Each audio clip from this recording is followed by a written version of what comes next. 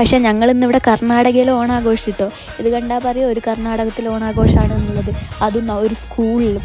അപ്പം ഞങ്ങളിന്ന് സ്കൂളിൽ പൂക്കളമൊക്കെ ഇട്ടു. തിരുവോണമായിട്ട് പൂക്കളിടാതിരുന്ന എങ്ങനെ ഒരു തിരുവോണം ഫീൽ കിട്ടുമല്ലേ. അപ്പം നമ്മളിന്ന് പൂക്കളമൊക്കെ ഇട്ടു. പക്ഷെ സമയം കുറച്ച് വൈകിപ്പോയി. എണീറ്റപ്പോൾ തന്നെ ഞാൻ ഒരു 10 മണിയൊക്കെ ആയി. അത് കഴിഞ്ഞ് പൂക്കളം ഇട്ട് കഴിഞ്ഞിട്ട് ഞാൻ നേരെ പ്രിൻസിപ്പൽ മാമിൻ്റെ കൂടെ പായസം ഉണ്ടാക്കാൻ പോയി. അങ്ങനെ ഞങ്ങൾ രണ്ടും തകർത്ത് പണിയായിരുന്നു കേട്ടോ പായസത്തിൻ്റെ. ഞങ്ങൾ രണ്ടും തകർത്ത് പണിയൊന്നുമില്ല, മാം ആ പണിയെടുത്ത ഫുള്ള്. ഞാനവിടെ ഇങ്ങനെ സംസാരിച്ചൊരു സപ്പോർട്ട് കൊടുത്ത് പിന്നെ ഓരോന്നൊക്കെ എടുത്തു കൊടുത്ത് അത്രയൊക്കെ ചെയ്തുള്ളൂ. അപ്പോൾ പൂക്കളം ഉണ്ടാക്കി, പായസം ഉണ്ടാക്കി. സദ്യ നടന്നില്ല കേട്ടോ. സദ്യ നടക്കാൻ നമുക്കവിടെ ആക്ച്വലി മെസ്സിൽ വേറെ ആൾക്കാരുണ്ട്. അവരെ സ്ഥിരം ഫുഡൊക്കെ ആയിരുന്നു. ചോറ്, റൊട്ടി, പരിപ്പ് കറി, പിന്നെന്താ ഉണ്ടായിരുന്നത്, മോര്, ചമ്മന്തി, അച്ചാർ, ഇതൊക്കെ ഉണ്ടായിരുന്നു. സ്ഥിരം ഇതൊക്കെ തന്നെയാണ്.